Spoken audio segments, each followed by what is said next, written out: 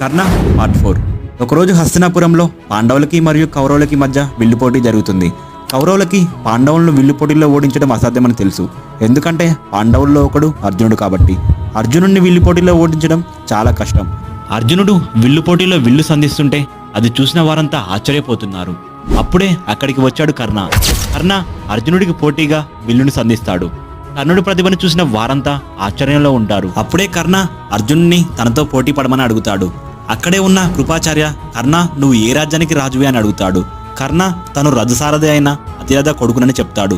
అయితే నీకిక్కడేం పని, వెళ్ళి రథాన్ని తోలుకోపో అంటూ హేళన చేస్తారు. ఇదంతా గమనిస్తున్న దుర్యోధనుడు ఇన్నాళ్ళకి కర్ణుడిని ఓడించడానికి ఒక మొగాడొచ్చాడని, దుర్యోధనుడు కర్ణుడిని ఎలా అయినా తన వైపు తిప్పుకోవాలని కర్ణుడికి సపోర్ట్ ఇస్తూ, ప్రతిభ ఉన్నా సరే రాజ్యం లేదని హేళన చేస్తున్నారా, రాజవంశకుడు కాకపోతే అర్జునుడితో యుద్ధానికి అనర్హుడా అని తన రాజ్యంలో అర్ధభాగాన్ని కర్ణుడికి ఇస్తున్నానని ప్రకటిస్తాడు.